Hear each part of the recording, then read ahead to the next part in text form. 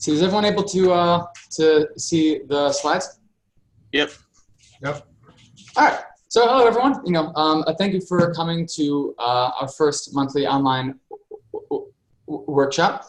So quick, I'm just gonna give an explanation for the motivation of this workshop. So within the modeling community, it seems that there are many people physically distributed across the world, all working on a very similar set of problems. Right, and this is like, I guess, a normal workplace. Maybe we all work through Google or something. Then we all meet, maybe once a month or once a week, and just like brainstorm and share solutions to problems. But because we're so distributed, it's difficult, pretty much impossible to do this in person. But there's a need, for us to actually communicate, just because we're working on similar things. We can all save a lot of time if we share our own solutions to certain things. So the structure of the seminar is divided up into 5 modules. These are roughly 5 aspects of modeling that most of us will work on one or more of. So one is the data aggregation, right? Whenever you build a model, you need to have data to construct it. How do you get that data? 2 is a modeling language, but how do you turn your data into an actual model? Like, what language are you going to use to be able to simulate it? 3 is a simulation engine, right? Once you have your data, once you have your modeling language, how do you actually simulate? 4 is parameter estimation. How do you modify the parameters of your model to actually get the expected behavior of your system? And 5 is model validation. But after you're finished and you have a working model, how do you ensure that it's actually representative of biology? So those are the 5 modules. Today we're doing parameter estimation. The structure to each workshop is, first, there's going to be roughly a 5-minute introduction given by me, one of my co-organizers. Oh, I'm so sorry, I should have done this first. This is organized by myself, Veronica Profsky, and Samuel Miravet. If both you guys, well, I guess we'll do that.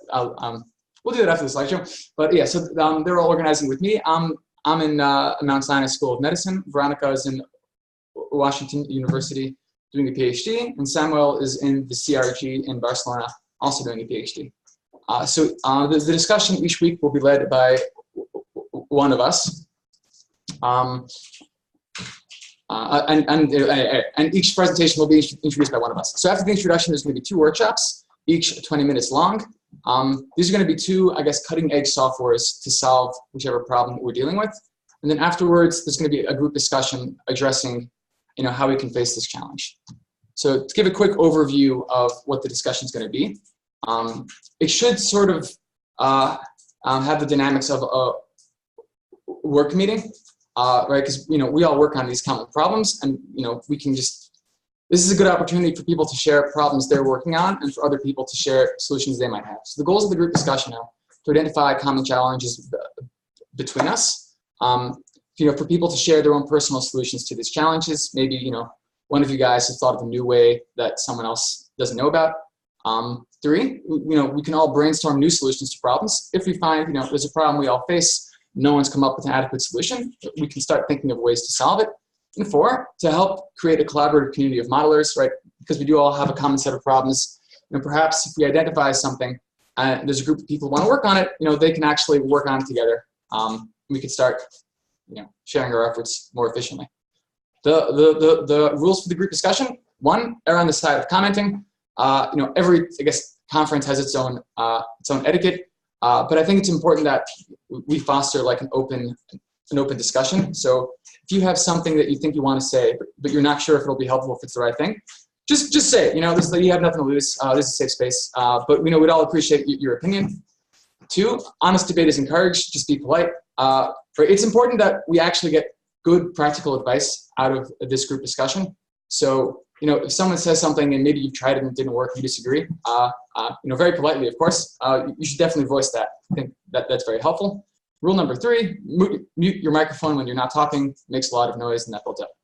Okay, so just some issues I'm just going to run through because I think it's important to explicitly address. Web conferences are just weird, right? Because when you're in a physical meeting, you can see people's body language, and if you say something smart, everyone nods, and then you're encouraged. But when you're online, you're just looking into a camera, that 20 strangers are looking at you, and that's uncomfortable. All right, whatever, you just got to power through. Everyone's going through the same thing. Issue number 2, You know, I know a lot of you, but everyone's basically strangers, right? I'm saying, hey, we should all have a collaborative discussion. But you're like, I don't know any of these people. Well, everyone, meet everyone else. Now we're all friends. Good. Okay, so now I'm going to introduce this particular workshop. It's on parameter estimation. Okay, so just a quick summary of the challenge, right? Let's say we're constructing a model, right? So we'll get data for the model. We'll have some modeling language. We'll simulate it. Usually you're not going to get the behavior you expect on your first try, right? You'll fill it up with experimental data. You expect maybe an exponential growth of ATP molecules, for example, but what you get is just a mess. And this is due maybe, you know, for one of two reasons, right? It's possible that the experimental data wasn't that precise, and then you find that out once you actually simulate. Two, it's possible that your model isn't complete, right? Because you're leaving out some important you know, details of the actual biology, and that's why you're getting this noise. But either way, you are going to have to modify the parameters to get the expected behavior. To give an even quicker summary of this problem, I made this helpful meme, right? You know, good. So anyway, this is the real challenge. For parameter estimation, how can you modify the parameters of your model to get the dynamics that you would expect? And some examples are maybe kinetic constraints in a metabolic model, right? How fast do these various reactions go? Could be the concentration of metabolites, rates of transcription and translation, rates of protein activation and reactivation, etc. This problem is particularly challenging in biology because our models are, very complex and the dynamics are nonlinear. So, if you have, I guess, linear dynamics, then it's pretty simple to parameterize. Just keep modifying the parameter up or down until it gets closer or farther from, what you expect.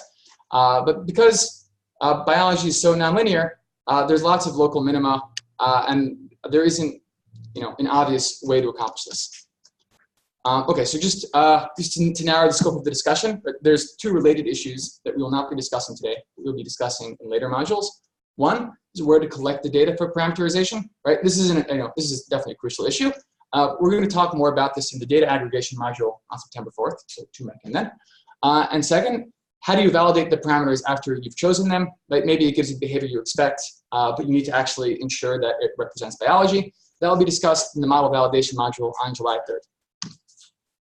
Right. What we're discussing today is, you have this large-scale behavior you expect. How do you modify the parameters you have in order to have the model reproduce that? There are four. Dr. Paulson or Dr. Zavala can correct me on this, but as far as I'm aware, there are four basic approaches. One is an ad hoc reasoning of model and parameters, meaning you simulate then it doesn't behave the way you expect. You sort of look through your own model, change the parameters and simulate, and then move forward from there. Second is model reduction to smaller components, followed by model merging. This gives you the advantage of making the models less complex for parameterization. You make sure they're working on a small scale, and then you merge them back up. This is difficult because most biology doesn't really reduce well into small enough modules. Okay, so method number 3 is non-simulation based parameter optimization. This comes from analyzing the mathematical structure of the model. This is one of the fastest ones, but it may not sufficiently capture nonlinear model behavior. And method number 4 is simulation-based parameter optimization, which is you modify, in a systematic way, you modify the parameters, you simulate, and you see how the model reacts. But this is computationally expensive, especially at large scales. All of these have the drawback of them being extremely difficult for non-experts. I think this is especially true of parameter estimation more than other fields. Right, all right. So without further ado, I'd like to introduce our two speakers. One is Dr. Paulson, who will be presenting first. He's an assistant professor at Ohio State University. He'll be presenting on parameter estimation and model reduction. And then we'll be getting a workshop from Dr. Zavala. He's an associate professor at University of Wisconsin-Madison, and he'll be presenting on scalable nonlinear programming framework for parameter estimation. All right, Dr. Paulson. All right, can you hear me? Yeah. All right, let me try to share my screen here. All right, can you guys see it? Yes. All right, so thanks so much for the intro. So yeah, today I'm going to be giving a little bit of a workshop on it's a little bit broader of a topic than parameter estimation, actually. It'll be more on certainty quantification. And it'll be using some tools that are more geared for dynamic flux balance analysis model, but they have ability to be applied elsewhere. So here's just a quick roadmap. I'm going to just talk a little bit about what I mean by uncertainty quantification.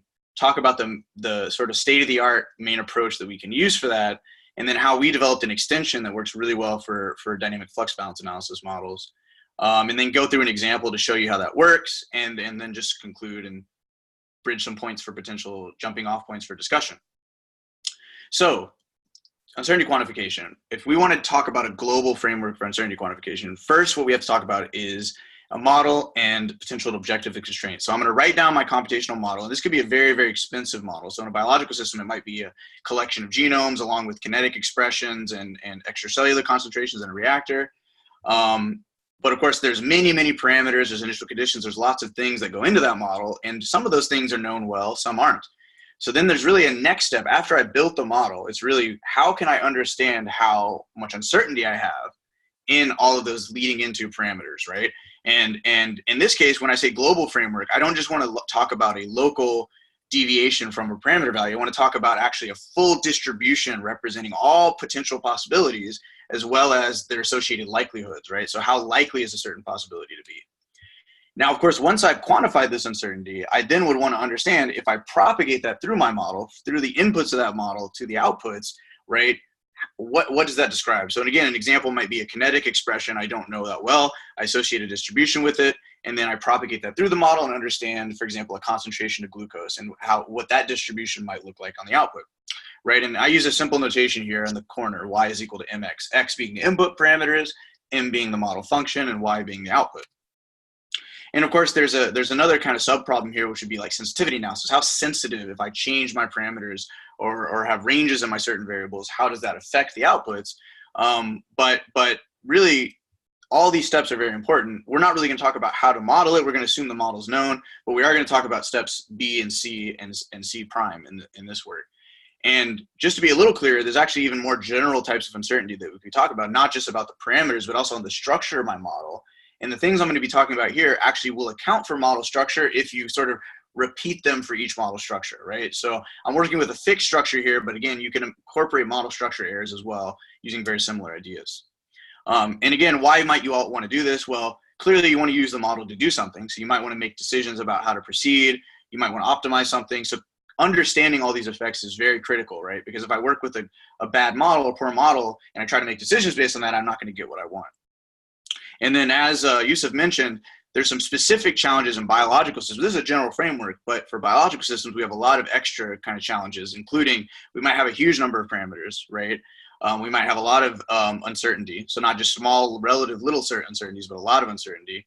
And we might also have limited data, limited measurement. So we don't have a clear, well-defined optimization, parameter optimization that can just give me an answer that I trust. So really the focus of what I'm going to be talking about today is on surrogate modeling. And what I mean by that is we might have some complicated model that we start with, right? Like something that has all the genome, everything going on in it. But I want to replace that complicated model with something that's cheaper to evaluate, but still retains the same input-output behavior. All right, so it's really an approximation of the original model. And I want to build this approximation based on a very small set of runs of that original model, which could be could be very expensive potentially, right? And we refer to this usually as the experimental design set for my samples. And most surrogate modeling approaches will assume some sort of underlying regularity. So just to give a few examples, there's many in the literature. Polynomial chaos, which is the one we'll be talking about today, Gaussian process modeling, support vector machines, neural networks. These are all types of surrogate models that will take data and fit a shape to it. And these, of course, models have parameters associated with them. And then the question is, how much data do I need to feed into this thing in order to get a reasonable approximation, right? And really, let's talk briefly about what this would help us do. Well, the surrogates can help us improve efficiency of a computational method vastly while keeping high accuracy. So for example, if I have to run my full model, and that takes me like about an hour or so per run, if I have to do a simulation-based procedure where I need many, many, many runs, we're talking about huge amounts of time to actually execute a procedure like parameter estimation. Whereas if I can have a cheaper surrogate that's maybe a polynomial approximation that's very cheap to evaluate on a computer, I could do millions of runs maybe in seconds, right? So I can get huge speed ups, and then I can use those samples, right, to do things like estimate the output PDF or use a computation procedure to get the input PDF, right? And so that's really the key advantage. And another nice thing, as I'm sure Victor will talk about later, about these have nice parallel structures because they're very just distributed where you're just doing sampling. So you can take a advantage of parallel computing also when you evaluate this and try to build these models. So that's another nice advantage of them. But of course, there are some key challenges. This isn't just a trivial thing to do. How do you actually build this, and how do you validate to make sure it's a reasonable approximation, and what functional form should you pick, right, in order to get a decent approximation? But hopefully the advantages are clear, that you can get huge computational speedups if you do this properly. So let me talk about polynomial chaos expansion, or PCE for short, as kind of a way to do this. So what PCE is a spectral representation of what we call a second order random variable, a finite variance random variable. And really the way to think of this, if you have any experience with Fourier series, it's a generalization of a standard Fourier series. So we assume the model response has finite variance, but that's of course very, most physical systems are finite variance. They're not infinite blowing up systems. And really then the basis in this case that we're going to expand with respect to is going to be a set of orthogonal polynomials. And these orthogonal polynomials are going to be constructed with respect to a chosen PDF. And those PDFs are going to be describing our input. So those random variables I showed you before, that's the PDF that we're going to try to estimate that in a second, but we'll just guess that. We have a prior, we guess what that is, and then we're going to build our polynomials with respect to that. And then we have a representation that looks something like this, where it is a sum of coefficients, which I denote here with an A, and times these basis polynomials, which are polynomial functions of the random variable. And so in this case, the basis functions, as I was mentioning, are built with respect to the parameter PDF that I choose, but these coefficients need to be built numerically, right? That's the real challenge, and that's what's going to be tailored to any given model function. Now, another thing we have to worry about is this is a guaranteed, this process is guaranteed to converge if I have an infinite series, right? But of course, I can't work with infinite series in practice. I have to truncate this. So this kind of gets at the three problems we have to deal with. We have to first build the basis. We then need to truncate our series somehow, and we need to determine the coefficients. Now, hopefully, I'm not going to go into details of the basis function construction, but given parameter PDFs, you can do this, and we have software that does this. So that's not that big of a deal. Let's focus more on steps 2 and 3. Because this can be very, very challenging for large-scale models. So standard PCE, the way I just sort of talked about it before, is limited by what's known as the curse of dimensionality. And what I mean by that is that it's going to blow up with the number of input parameters. So let's look at what this means. So first, I talked about truncation, right? We need to associate a finite set of indices with the series, right? But I have indices, these are multi-indices that are combined with all potential combinations of the input interactions, right? So if I have 2 parameters, I have to look at all the combinations of those raised to certain powers. So if I do a total truncation degree where I keep all polynomials up to say 5th or 6th or 7th order, right? You can imagine that you have a huge number of terms. And this actually grows exponentially, I'm showing you here, with the number of parameters, which would be n, as well as the order of the expansion. So if I need high order, or which means highly nonlinear, or I need a lot of parameters I have to deal with, this thing is going to blow up, and I'm going to have so many terms right away that I can't really deal with. So it's pretty much known that full expansions cannot be dealt with past about 5 to 10 parameters, which is not really reasonable for most systems that we're talking about, right? So we want an approach that scales much, much better. And so really the first thing we're going to talk about is sparse truncation. Right, and this is motivated by what's known as a sparsity of effects principle. And really that just says that low order interactions are the main dominant force in a lot of engineering applications. So we're going to sort of try to capture high degrees in the individual variables, but lower interaction numbers. So let's look at this graphically for a second. So the sparse truncation scheme is shown on the top here with this index unit. And what we do is we take this multi-index and we take a norm of it. In this case, a Q norm. And what ends up happening is if that Q is 1, that's the total degree truncation. And you can actually see for this top row here, this is total degree truncation. For 2 variables, we see that this sort of is like a triangle. It keeps growing out. Whereas if we decrease that norm, we're actually going to be dropping terms outside the middle, these higher order interaction terms, right? So basically by introducing this Q parameter, it's letting us, for the same total order, in this case maybe like 6, I can keep less total terms, but still keep sort of the hopefully dominant situations here, right? That's sort of the idea behind it. So really the hyperbolic norm allows us to choose higher degrees with fewer interactions, right? And so once I've done some sort of a truncation scheme along these lines, we'll talk about it more in a second, I can then need to talk about the coefficients, right? So let's just put a simple matrix vector notation for our PCE. The way the coefficients are defined is to minimize a mean squared error. Okay, this is the theory behind how they are defined. Now the problem, of course, is that this looks nice. Some expression looks pretty simple, But this expectation operator is actually very challenging to carry out. It's a multivariate integral, a particularly large dimensional one. So I can't really do this perfectly. That's where the approximation comes into play. I need to do some sort of sample average to approximate this expectation. And now I'm going to get an approximated coefficient, right? And so now another natural question we're introducing is, so I talked a little bit about how to truncate with the sparse truncation, but how do I also pick these samples that I'm going to be throwing in to approximate my expectation? And of course, there are lots of ways to do this.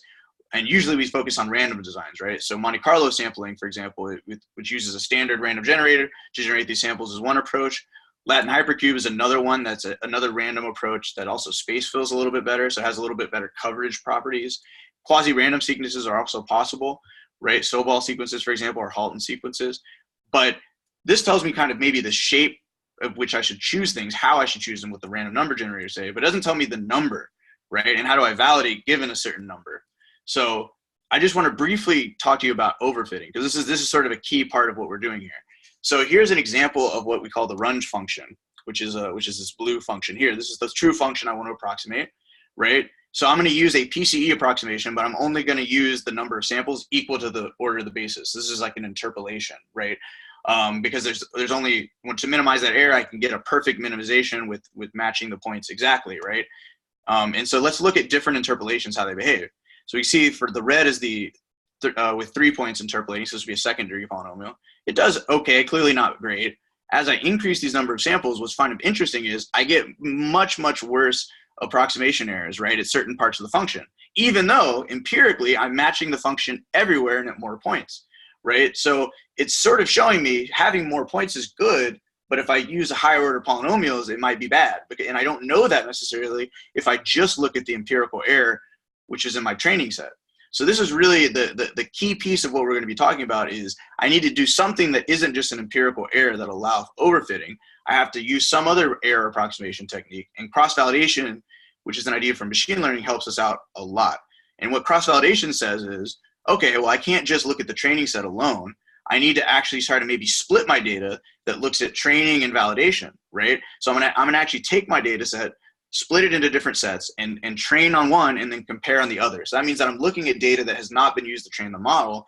And of course, if that matches that point well, that gives me an indication, okay, this is not an overfit model, right? And in this case, we'll actually use what's known as the leave one out cross-validation approach, because this leaves a single point out and it builds it then builds a total of n different surrogate models based on leaving that one point out every time and averages over all those errors. And one of the reasons we do this is because we can actually calculate the LOO error much more efficiently than having to build separate surrogate models. We can actually use linear algebra tricks to do one regression and calculate the LOO error. And this is going to be much more robust than doing the approach that we saw before, which would be an empirical error estimator. And then we can get a much better idea if our coefficients are accurate.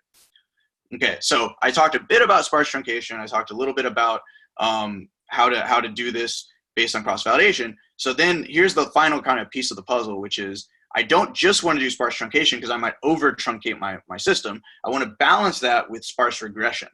And what sparse regression does is it says, okay, I don't just want to do a coefficient estimation that's sort of straightforward ordinary least squares that uses all the coefficients at once. I want to add some regularization in here to make sure I have a valid solution for lower numbers of samples, but I'm only kicking in the key components in the coefficient vector, right? I'm not including coefficients that might be zero. I'm sort of biasing my solution to only include dominant components in my answer. And so the way that this works is you have a regularization parameter that you add to your objective function. So you don't just minimize the sum of squared errors, you add this penalty term. And then you, of course, introduce a hyperparameter by doing this, which would be the weighting of that term. So what you end up having to do is sort of trace out a solution path to see, as I trace lambda from high to low, I'm going to be getting more and more terms included. And then I use that cross-validation approach I talked about before to sort of figure out of all these series of solutions, which one's the best, right? So I actually generate a path of solutions with differing number of terms. And I do that cross-validation approach we just talked about to make sure I'm keeping the best result out of all of them. And again, we can actually use efficient methods that have been developed in literature. In this case, it's hybrid LARS, the method we use, that works out very well. And then the last piece on all this is that, okay, I introduce a couple hyperparameters. So the real question is, how do I select those systematically? Do I just give them and hope that my solution works well? No, I'd prefer much better to have a way to do this from the data itself. So really what we do is we just use an approach that initializes, you pick some initial guesses and ranges, and then you again build separate models. So in this case, separate models over differing orders, right? And you check again which one has the best cross-validated error, and you stop once your target error is reached. This way, you're not over parameterizing and putting too high an order in your initial basis set and getting poor models, right? Another cool thing is the design can actually be sequentially enriched too. So I start actually with maybe low number of samples, see how my cross-validation error is doing. If it doesn't look like it's doing well, I can systematically add to the experimental design. So in this way, I'm choosing my quote unquote hyperparameters, which would be the truncation parameters as well as the number of samples, systematically driven by the error of the surrogate, right? And all these things can be done very, very efficiently. So this is going to be the basis for what we do here. And again, I've contributed to some of that development, but that's developed by a lot of people. So the question is, what's really new and focused on biomodels here? And this will be my new approach, which we'll talk about here briefly. So before I introduce the new approach, let me just briefly describe what DFBA is. This is a way to describe bioreactors using genome information. And in this case, we'll have differential equations that describe the extracellular concentrations, and then what's known as a flux balance analysis, or an optimization-based approach that defines the fluxes of the reactions inside of a given cell, right? Now, what's interesting is that I can do whatever I want, but of course, if I build a genome model and account for that inside of my flux balance, I'm going to be getting potentially much richer flavors of behavior. And this has been shown to be very effective at modeling systems, but it's very expensive because I have maybe thousands and thousands of equations in here, right? And of course, then what's even more complicated is this optimization talks to the ODEs because I have to integrate these together. So we actually get what's known as a hybrid system. So I have changes potentially in the active set of my optimization. And that means I'm going to lose differentiability in my equation. So I have to restart and start reintegrating again. So this is a very expensive operation, and it can capture very interesting behavior in biological systems, but it's going to be hard to do uncertainty quantification with, right? As I talked about before, it's expensive and it's going to actually have a singularity that's tough. So the question that I first asked myself is, could I do PCE that I just talked about on the system? And we tried it and we found out it fails actually pretty badly. And we were like, wait, why does this happen? And we recognized it's mainly due to this flux balance analysis. When switches occur in that solution, it leads to singularities, and that breaks my smoothness assumption that I had before. I can't, and again, it makes a lot of sense.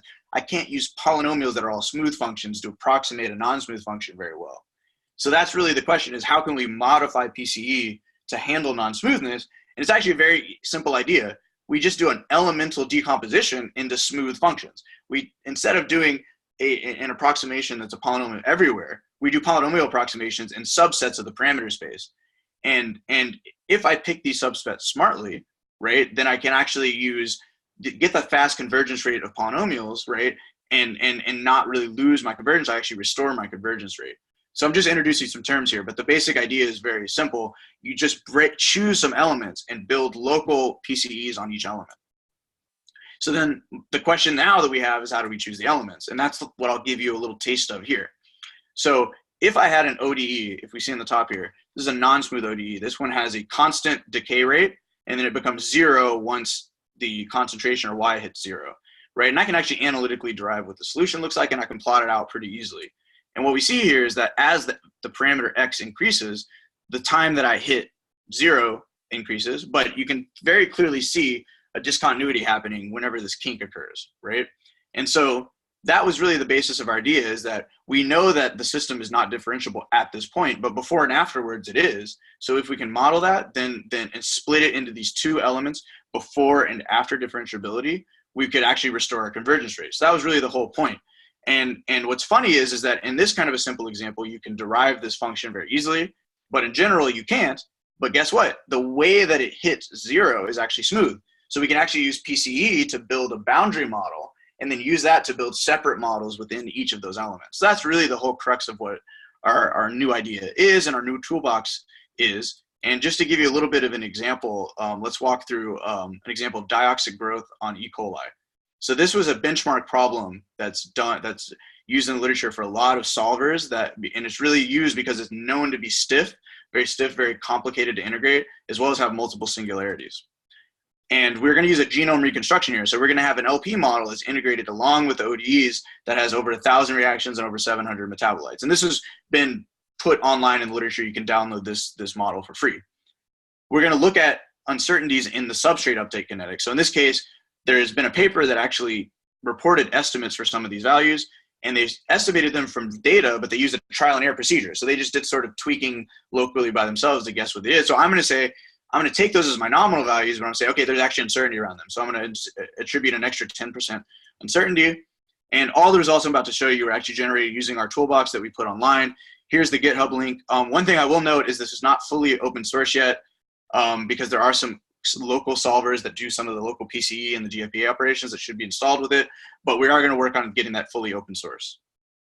So first, let's look at a Monte Carlo profile of this problem. So you can see here I have glucose and xylose decaying and biomass growing, and the singularities, as you can see, occur once the glucose is fully consumed and once the xylose is fully consumed, right? And we're going to be doing parameter estimation in a second, so we'll look at measurements that actually occur at many points throughout this batch, and we can see they sort of overlap with the singular region.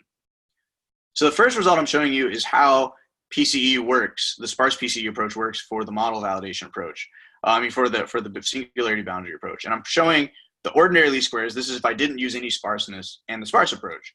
And what we see is that the sparse approach gives us a big improvement in terms of the validation error. And this validation error, in this case, we computed based on a completely 10,000 set of runs that took a long time to generate, right? So we have very high confidence that these errors are good. These errors are low in the model. We could then take that model and do sensitivity analysis very quickly and locate that actually 2 of the parameters are the main contributors to the variance here. And then we can do that element breakdown with respect to those sort of 2 dimensions very easily using that boundary model I talked about. And we actually see it's kind of interesting. The left side is where things are non-zero, the red is where they're 0. And we see there's actually highly nonlinear and actually a non-convex boundary region. So this would be hard to capture with other approaches like support vector machines, right? But we did it very nicely with this PCE-based approach. Okay, so now that we have the singularity boundary, we can do the same thing on the metabolites themselves these metabolites are the non-smooth functions. And we now are comparing the sparse PCE, the global one, with our NSPCE approach, the non-smooth approach. And we see, even though we're doing all those nice sparse things, right, that we talked about before in the global, we still can't really get great convergence rate. And we end up using a huge number of samples here on the right to try to fit a polynomial, but it's just not really working. We even go up to like 30-degree polynomials and can't do it here. And we saturate with over 1,000 samples very, very fast. Whereas our NSPCE approach shows very good, consistent decays with many, many fewer samples, right? So we've restored convergence rate and we've made sure things are still very, very efficient, consistently lower errors with less samples. So now to just briefly talk about how we can use this for estimation. In our problem, right, and as Yusuf talked about before, you know, this is a complicated problem, lots of nonlinearities. We want to take a Bayesian approach to do the estimation here. We actually don't even know if all these parameters can be identified from the data. So we're going to take a Bayes approach, which upstates our prior information with new information, building a posterior, right? And in this case, the key thing that we have to calculate if we're going to do a Bayesian approach is the likelihood function at every time step, right? And the likelihood function in this case is going to involve multiple time points for the multiple measurement times, as well as multiple extracellular species, right? So if I wanted to actually evaluate this likelihood for many samples from the prior, it would be very expensive to do, right? If I want to do 1 million samples, I would have to evaluate and integrate that system 1 million times. And that would take me a long, long time. And oh yeah, just by the way, the data in this case, we model it as the model plus an error term, right? And the noise model can be general. So this approach works generally. It doesn't matter if your noise depends on the states. You can do whatever noise model you want. It could have any distribution you want as well. So then the key point is, let's replace our evaluation of the DFBA model with the NSPC surrogate model, right? And what's interesting is, in this case, we need to build 24 models for 8 time points and 3 species. And we actually can reach our target error, which was 10e-3, which is a low error, using only 1,200 simulations of the system, right? So we integrate our system 1,200 times, we build all of these surrogates with high accuracy, and then we can move on to the estimation approach. And we can get a result like this, which is the full posterior. And just note this little thing at the top, which says we did 1 million particles here, right? So we actually reduced the cost of 1 million particles more than 800 times. If we had tried to do this with the full model, it would have taken us 17 days to do all these calculations, but it only took us about 30 minutes to build the PCEs and then do this on the PCE. So we saved a lot of time. And we actually get a full representation of what's going on with the parameters. And what it turns out here is that we actually have 3 parameters that are fully not identifiable. There's not sensitive to the data at all. And if you tried to use an optimization-based approach, just like a standard least squares, you actually wouldn't get a well-posed solution here, right? Because these are completely not sensitive to the data, but our sparse model sniffed that out very easily. Another thing is we actually see a high degree of correlation, which again, we can capture directly with these with this Bayesian approach and with these surrogates. And so we actually know, for example, from the data, we can't really uniquely identify the glucose max uptake rate versus the oxygen rate, right? And this is one of the advantages that a Bayesian approach can give you, is that you can actually look at what the data feeds into, right? How it responds to things and how it responds to changes in your model. So just to conclude briefly, surrogate models really are unavoidable for UQ problems that have very, very expensive models. And there's lots of applications out there. I'm not the first, that include ODEs, ordinary differential equations, as well as partial differential equations. And I will note that there's been examples that people solve problems with many larger numbers of parameters using these kinds of frameworks, not for non-smooth systems and non-biosystems, but for other types of systems. Hopefully I've convinced you sparse PCEs are a flexible and efficient tool, and mainly due to their black box interpretation, as well as handling these arbitrary distributions, they can be done well. And as long as you use state-of-the-art methods to estimate the coefficients adaptively, you can actually get very, very efficient approaches. So the main added contribution of this talk was extending it to handle singularities, right, by doing a parameter space decomposition. And we actually geared our particular decomposition towards these flux balance analysis problems. But again, any non-smooth ODE that has a singularity boundary, this could be applied to, right? So even non-biological systems. And the approach is scalable, efficient, and we've removed the choice of these hyperparameters. You just set a target error, and all the hyperparameters are automatically selected for you. And then we showed the advantages on a benchmark problem, and we saw lots of improvements in convergence rate, as well as a massive reduction in the model evaluations.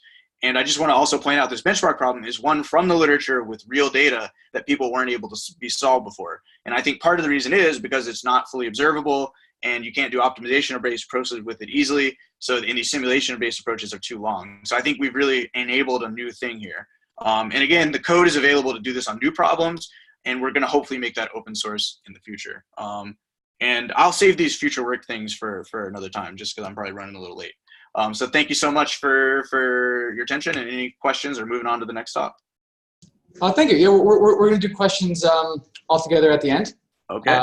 Thank you so much for your presentation. Okay, everyone, I'm just going to add Dr. Paulson's email to the chat. Hope that was okay. But I think Dr. Paulson said if anyone wants to keep up with this code, find out when it's released and use it, they're welcome to send me an email. And thank you. That's like an incredibly interesting talk. Dr. Zavala, you're up. Great. All right. So only you're seeing each other.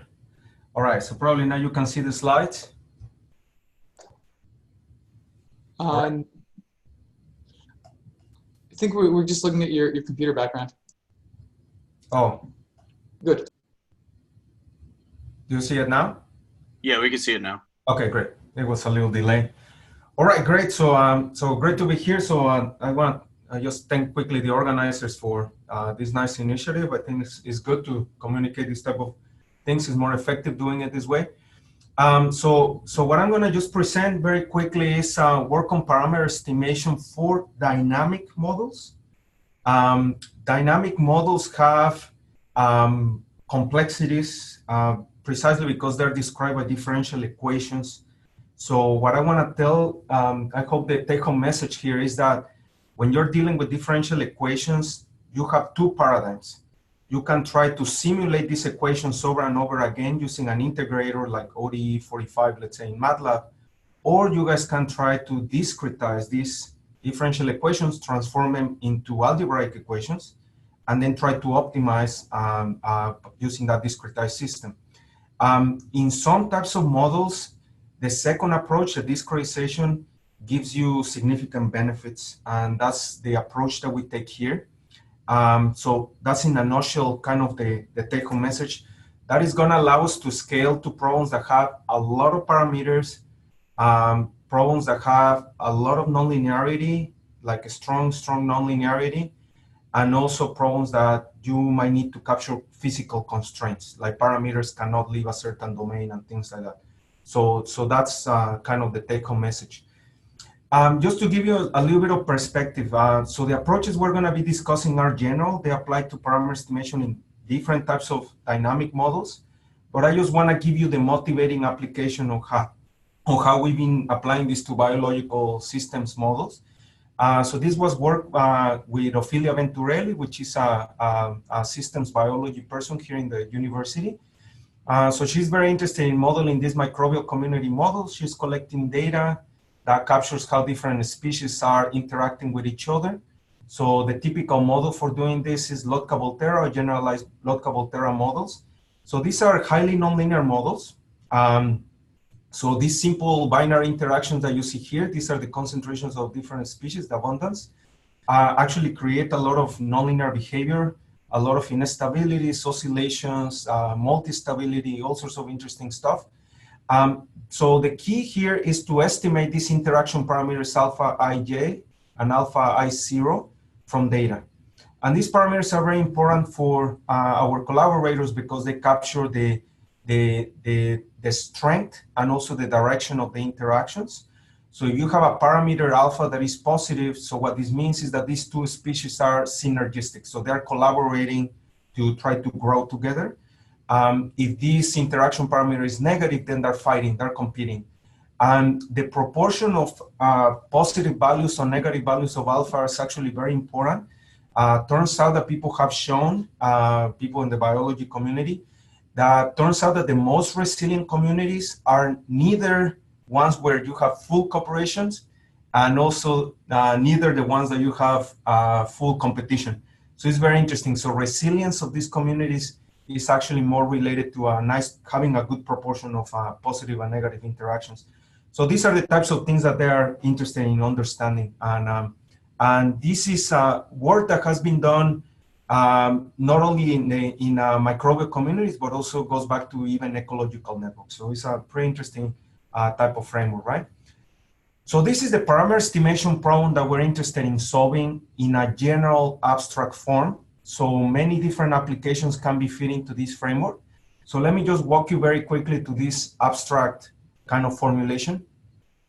So we want to minimize an objective function that is going to be derived from maximum likelihood principles. So here what you have is the sum of the square errors. So this square error is just the error that I have from the prediction of my model to the data that I have available. So here you have the noise of the data, right? So this comes from just maximum likelihood. You can also incorporate a term here that has some prior information. So this prior information can be something like a regularizer, like an L1 norm or an L2 norm, right? And this is something that people in the machine learning community has been playing a lot with. So we can incorporate different type of prior information. Now the challenge here is really in the constraints of this problem, this optimization problem. So these constraints are differential equations, right? So you have the evolution of the species of a given, let's say of your Lotka-Volterra for a given experiment K. And you have multiple copies of this differential equation, right? So this right-hand side over here, F, has that nonlinear behavior that I explained before with the Lotka-Volterra. So this is a nonlinear mapping, and this is an evolution over time, okay? Now, this differential equation is going to be replicated over multiple experiments K. So think about that you run your experiments and you have hundreds of these experiments, right? So that means that you have to replicate your model multiple times for each one of those experimental conditions. And now the time is evolving from time 0 up to a certain time. It reflects the duration of your experiment, right? And now you have also initial conditions. For example, the species concentration at time 0 was something, right? All right, so this is the basic parameter estimation model.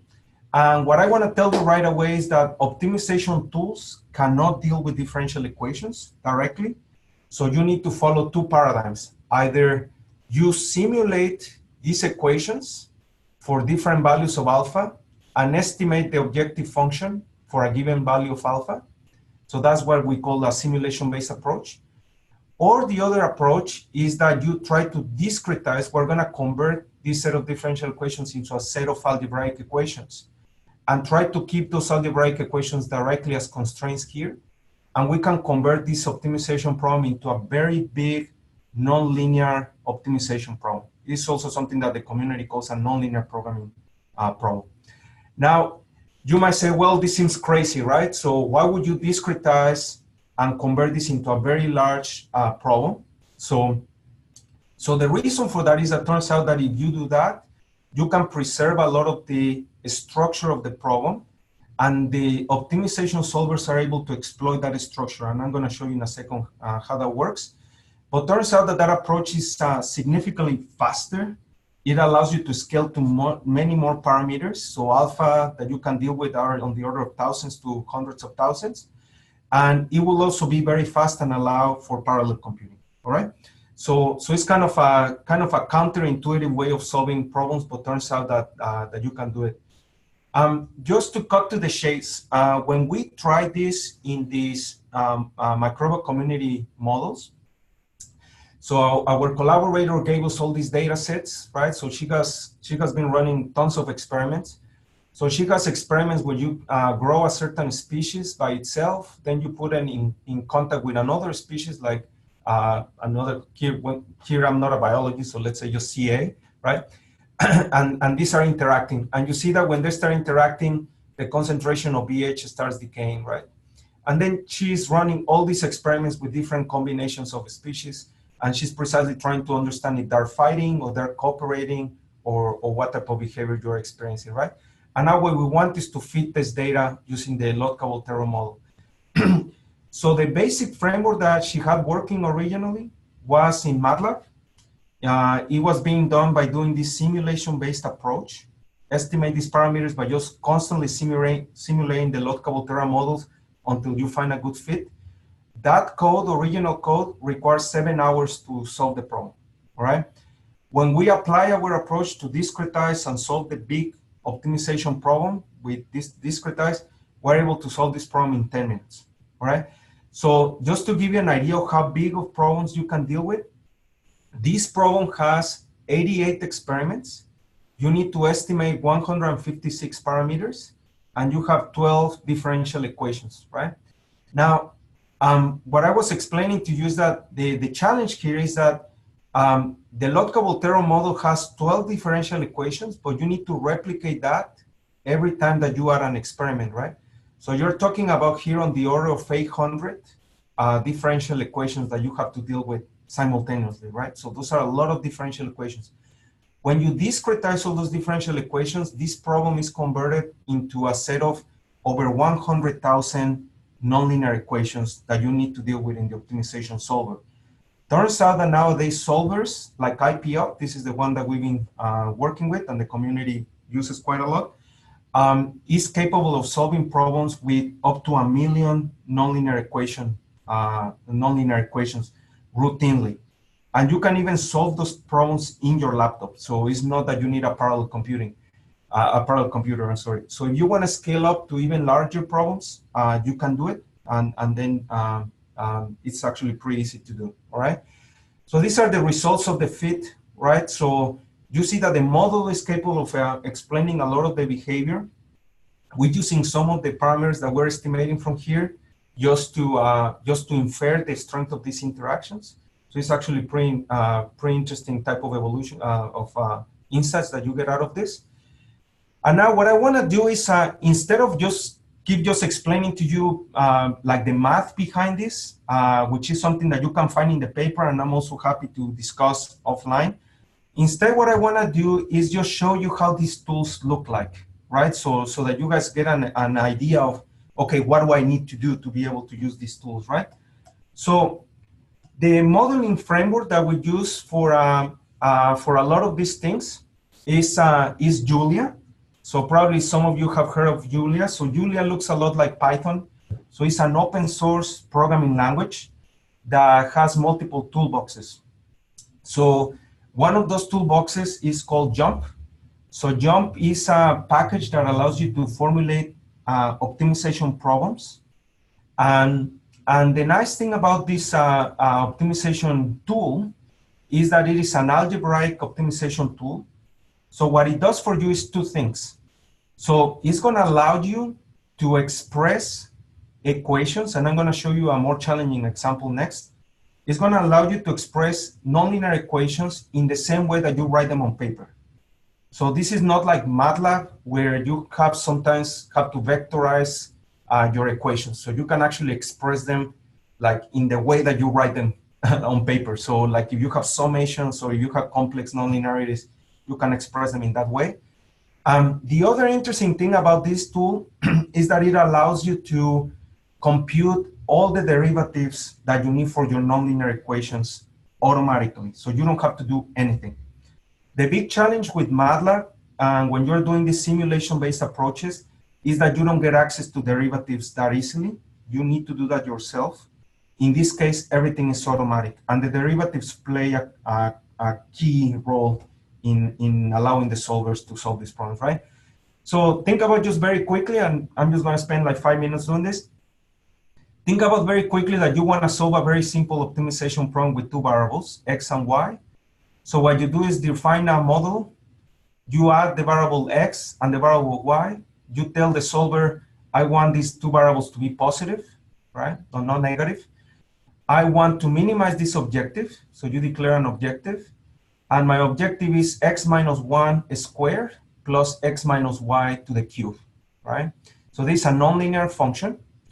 And then I can also embed constraints. And these constraints are gonna become very important in our case because these are gonna have differential equations that have been discretized, right? So for example, in this case, something very simple. Let's say X squared plus Y squared is equal to 1. So this is a nonlinear constraint as well. So what I'm gonna do first is just run. So here I'm using just a web interface here. So this is gonna be pretty slow, actually. And what jump is gonna do is just try to interpret this algebraic model. And first of all, what you see here is that it is just displaying the structure of your optimization problem directly. And this, what it's gonna do is going to just call a solver. And in this case, we're gonna be calling IPopt. And then IPopt will just solve the problem for you, and it's gonna tell you, well, this is an optimal solution, X should be 0.8, Y should be 0.5. I was able to converge in a few iterations, like 10 iterations and whatnot, all right? So these are very simple tools to use, right? Now, if you guys wanna solve a parameter estimation problem, like let's say a Lotka-Volterra type of problem, right? So now you can incorporate a little bit more sophistication, right? So let's say, for example, this is a programming language just like MATLAB. So this is gonna look very similar to MATLAB. So think about you define your times. So this is a vector of times. This is a vector of experimental times. These are your experimental measurements. So this has the concentration of the different species of actually just one species in this case, just to keep it simple, over different times. I define my model in jump, in Julia. I define my variables, which are gonna be these parameters that are the growth rates of the species. I'm gonna define my interaction parameters A. So these are gonna be two species that are competing here. And then I'm gonna have my abundance of my concentrations, right? Now, all these variables are just gonna be symbolic variables, right? And then what you're gonna do is just build your optimization problem, your parameter estimation problem based on that. So you see here that what I'm doing is I'm just saying, I wanna minimize the summation of the square errors, right? So this is the difference between Y for the predicted model and the actual experiments square, right? And this summation is just like the way that you will write it on paper, right? So it will be summation over the number of experiments and the number of times. So you see here precisely, this is the summation, number of experiments, and number of times. And now this is the secret, and this is the important take-home message here, right? These are differential equations. So what I'm gonna do is just use a discretization scheme like implicit Euler. And what I do is express my differential equations just as a set of nonlinear equations, right? So this is the concentration of time k plus 1 and the concentration at times k. Here, over here, what you have is just the discretization. So this is the difference in the time, right? So the discretization length. And these are your nonlinear equations that are the right-hand side of the differential equations, right? So the same story. So you just go and run this thing. So what jump is gonna do is just interpret all these equations as symbolic algebraic equations. It's gonna compute all the derivatives for you, and it's gonna pass the solution to IPopt. And the solver is just gonna solve the problem. It's gonna be a nonlinear equation problem, and it's gonna solve it. And then what we're gonna do is just display the actual solution, all right? So this is IP-opt. This problem has 200 variables that has all the parameters that we're estimating and all the discretized dynamics. So you see it's not that big of a problem, right? And it has all the discretized equations, which are these equality constraints, right? And you see, and this is quite remarkable, and this is also another take-home message, these nonlinear equation solvers are very robust nowadays. So this problem, for example, solves in 16 iterations. So these things are remarkably robust. And you see that the solution is optimal. So he was able to find the parameters, the best matches. You see that the match is very good. So it's very small error. And then what you can do here is just display the actual profiles, right? And just to visualize how the prediction of the model actually looks from the actual experiments. I'm just waiting here because this is pretty slow. I'm working on a, so what did I do here? I was playing around with it. I shouldn't have been playing around with that. All right, so we're just visualizing here, right? That this is the match that you're seeing of the data for the two species, right? All right, so that's pretty much in a nutshell what I wanted to tell you, right? So feel free to contact me if you want access to these little scripts. I'm more than happy to share them. The slides, I'm also happy to share them. They have all the details of all the math behind. So these nonlinear optimization solvers are very robust, but they're also very sophisticated. But if you want to learn more about the mathematics behind, more than happy to share them. The slides also have a little bit of insight on how do you use parallel computing using the same framework that I was showing you. So, so that's more or less in a nutshell what I wanted to show you. And let me stop here, and I'm happy to jump into the discussion next and take any questions that you might have. Thank you so much, Dr. Zavala. Yep. All right, so now let's start the discussion. I guess we'll suppose, you know, we'll spend around 20 minutes on it. 1 moment. Okay, so I don't know if we'll have time to get to all of these, but I think what we should start discussing is just, you know, one, why are tools less commonly used in parameter estimation as opposed to other modeling fields? And what I mean by this is for things like modeling language, modeling simulation, it seems like, you know, there are well-established tools that most people use, or at least one of. But for parameter estimation, at least at the moment, it seems that most people do an ad hoc parameter estimation. So they'll modify the parameters on their own, simulate it, and then re-update. And it seems like, you know, we all realize that we should systematize this. So what's the main barrier currently? And like, I'd encourage people to think of, like, you know, personal experience. Like, you know, if you personally have needed to parameterize a model and you didn't use tools, I'd be curious to know why not. Okay, so in two, how do these two tools that we've just seen, how might they be put into practice to help you with parameter estimation? And also what problems still exist? And just to like explain what scope of problems we might be talking about, like I think this discussion should directly help you, you know, to help all of us do our job better. So this can range from abstract things like this isn't solving the correct type of problem to very practical things of, you know, it's hard to download, things like that. Okay, three. So we've seen, you know, two different perspectives from these two workshops on how to estimate parameters. How might these two perspectives be merged for, I guess, a more powerful methodology? We'll probably skip question 4. We don't have a lot of time. But question 5, I think we'll get to at the end. And this is really a question for Dr. Paulson and Dr. Zavala, which is, you know, as parameter estimators, what can we in the modeling community do to annotate our data better to help you guys out? So let's start with question 1. I guess you know, I'll pose this to the audience. Has anyone had any experience parameterizing models? Did you use tools? And if not, why not? Yeah, so that's a great question, Joseph, and it's very close to home. That's why I'm gonna jump in right away. So, so when I was a PhD student and I graduated in 2008, all right, so for you guys probably it's a long time. So we had all these solvers available. this solver that I was showing you IP up was around already, but people were not using it. And the reason why they don't use it is because precisely they didn't have access to a nice modeling framework that will compute the things that the solver needs, right? For example, you cannot use IPO from MATLAB effectively. You can do it, but it's not going to be effective. The reason for that is that MATLAB is very limited in computation of derivatives, and is very limited in the sparse linear algebra, surprisingly, things that it can do. So these modeling frameworks like Julia, what I showed you, but also there are others now like Python and Paloma in Python, and other modeling languages are facilitating access to all these solvers.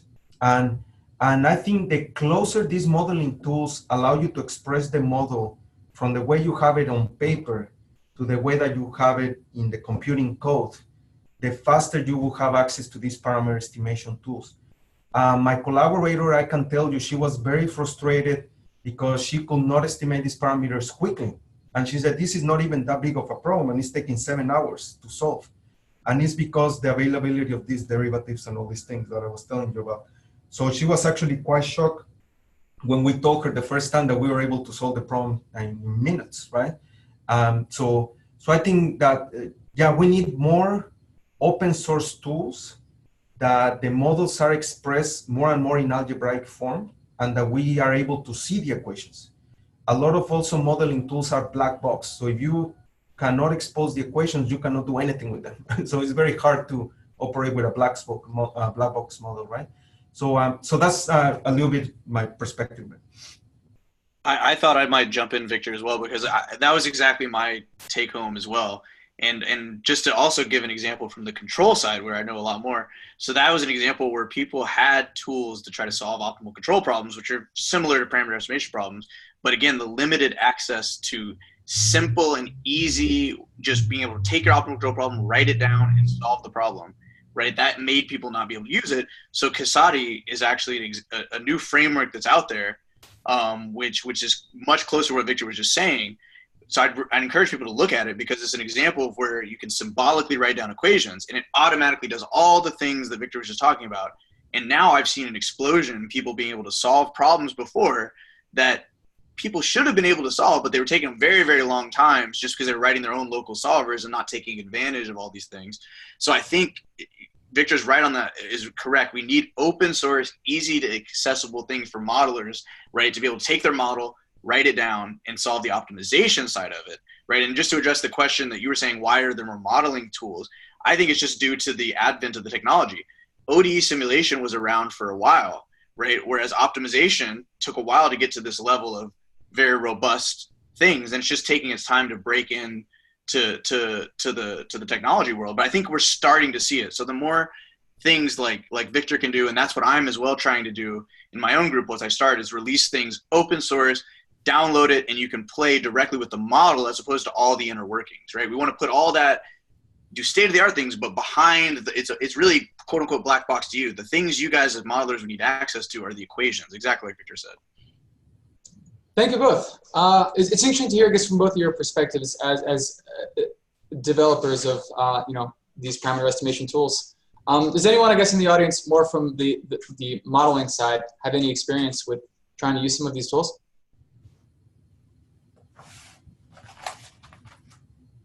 Well, I can say some words. Basically, my problem is exactly the same that they were discussing, that is the accessibility of the solvers. And this is a big problem because usually in science, you run against time, basically. So there are times that you don't have or either the energy or the data and the time, basically, to use all that information in a more or less meaningful manner. And there are times that you just get lost reading the documentation for this stuff. And it's really interesting, and I really appreciate that there are people now that are trying to make this more open. And I think it's a very big step to have more reproducible and, more importantly, more meaningful for biology models. So keep pushing. Yeah. This is my intuition too. I'm curious if other people agree, but it seems that the parameter estimation is one of the most complex topics, and and most of the tools that are out there are difficult for like a beginner to just pick up. I don't know, have other modelers had a similar experience? Yeah, especially nonlinear parameter estimation is challenging. I mean, linear regression is almost immediate and everyone can interpret the outcomes, and that's relatively easy. But with nonlinear, yeah, you get into a whole new world, and dynamic models as well, right? Where it's you need robust tools, and people get frustrated quickly if they don't work well, right? And so yeah, that's why I think it's important to have good robust tools, right? So my take-home message as well is, if MATLAB doesn't do it, doesn't mean that you cannot do it, right? There are many other tools that are more significantly more robust and that you can use, but for sure, and nonlinear I think is challenging. You need to be a little bit patient, you know, initialization of parameters, pose the nonlinear equations correctly. Remember that you're computing derivatives internally for Newton's method, and if you don't initialize variables, then you're going to run into trouble. Things like that, right? And it requires a little bit of expertise, but I think we're gonna get there. Thank you. And like, so another question for the audience. So we've seen you know, these two software tools to help with parameter estimation. So does anyone have any examples of things that they're working on that this would be helpful for? And I think one would be also nice to know what everyone's working on, but I think it would be good if people shared, you know, how this might help them.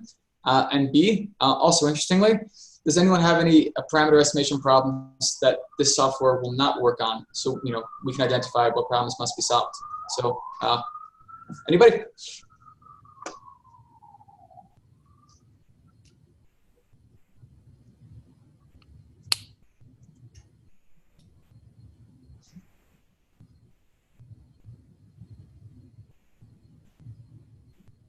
Well, I suppose I can start. So in the lab I'm working in, one of the things we're working on, I guess, is we're working on a whole cell model of both mycoplasma pneumonia and human stem cell model. But like, yeah, I think using both of these softwares, well, one to, you know, break it down to surrogate models, and also to, you know, translate into an algebraic model to estimate the parameters, definitely will speed it up. I mean, it's at a large enough scale that it's just near impossible to do in an ad hoc manner. So these tools become essential. So what's the nature of this model, Joseph? Is it like a dynamic model, nonlinear? Hybrid model, actually. So like the metabolism is it's modeled using FBA. Things like, you know, a protein synthesis, RNA synthesis is modeled with SSA. Some parts I think are also ODE. So yeah, so it would, the dynamics are essentially impossible to fully predict just by thinking about it. Yeah, I mean, one thing, Victor, that's kind of interesting to me is how much have you worked with non-smooth models for doing collocation schemes, for example, with embedding those together? Because I started doing some for again, control problems, working with DAEs, for example, and they're not fully non-smooth, but I don't know if you have any experience with that or if you're looking to extend in that direction at all. Yeah, so that's a great question. So the framework that I showed you, it assumes that everything, you have continuous dynamics, right? So the moment that you have a hybrid system, like what Joel was mentioning, you need to do specialized things.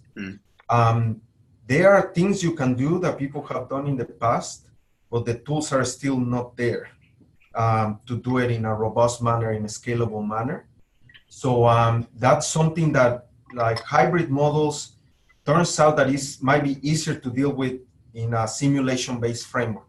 So there are techniques that, for example, people at MIT have worked on, like Paul Barton. When you are trying to discretize, that becomes more challenging. This is now a set of nonlinear equations that have also embedded this discrete logic. Yep. That is very hard to deal with in nonlinear problems, right? So I think there are still challenges in dealing with those types of problems with the framework that I presented. But we're trying. We're trying slowly. It's just hard. Have you tried penalty function ways of dealing with it to try to convert to a continuous approximation? Yeah. So we try to create these hybrid models where you have these indicators functions where essentially you jump from one model to the next one, and then you smooth out that transition, and then you try to refine that transition slowly. using smoothing functions. So it works, but it has still robustness issues. So there's still something that we're working on. All right, and then so let's move on to another question. So this is a question for everyone, but maybe Dr. Paulson, Dr. Zavala may be the best equipped to answer this. How might these two parameter estimation methodologies be merged together? Or maybe even like, just like right now, like if I wanted to take advantage of the software that both of you guys have written, what would be the best way to go about doing that? Yeah, one immediate response that I have probably is, may I share my screen super quickly? Just to show you something.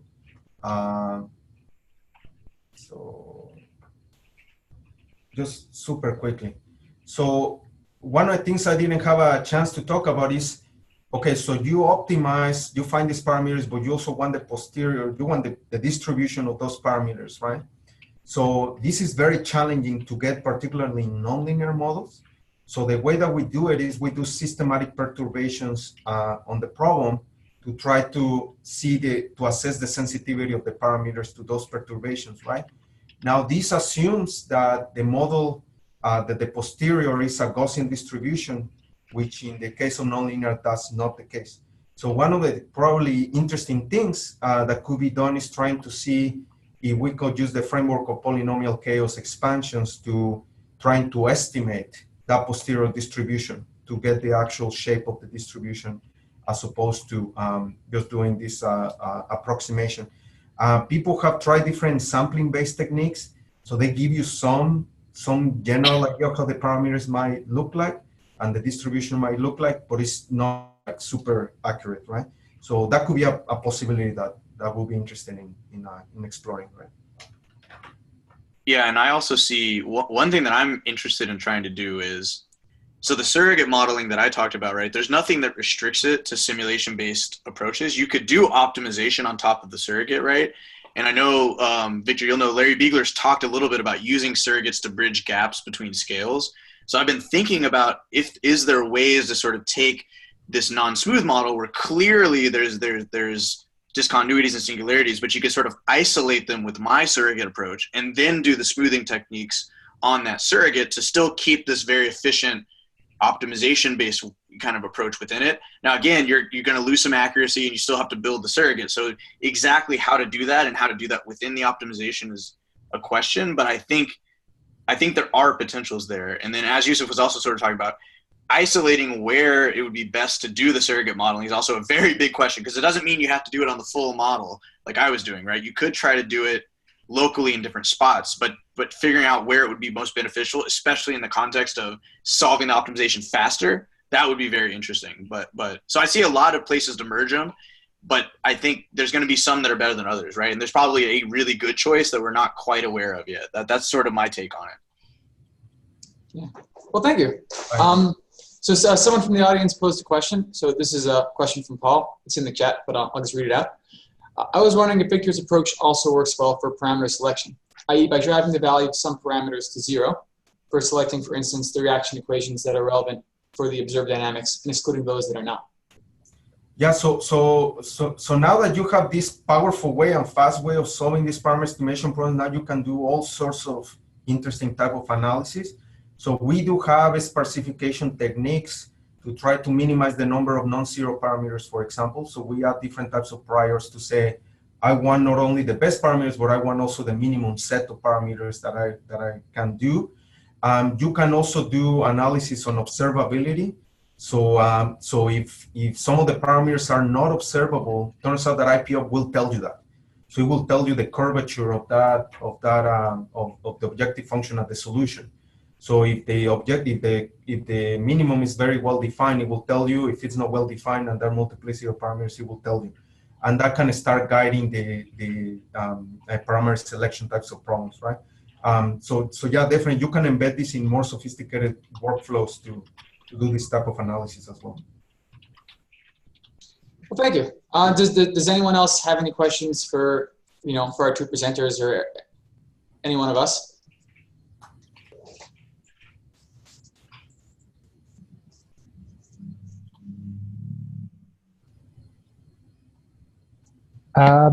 it seems like Julia has been quite important in enabling these techniques. And I believe that's a relatively new language, and it's open source as well. So do you think that Julia is going to be the go-to language to do parameter estimation, estimation in the future?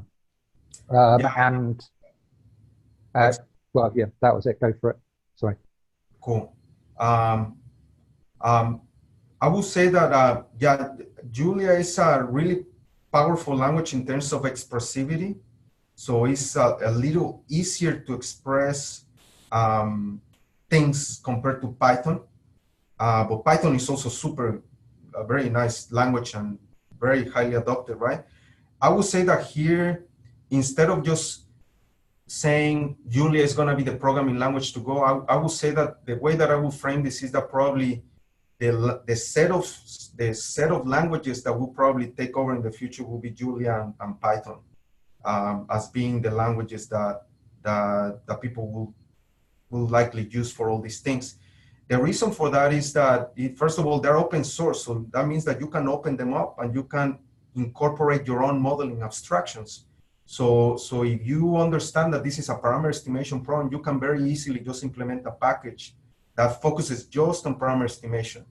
And you might even go a little bit crazy. For example, one thing that we have done with Python is we have a modeling language that you express the equations directly as differential equations, and then we automatically discretize them for you so that the user doesn't have to worry about that, right?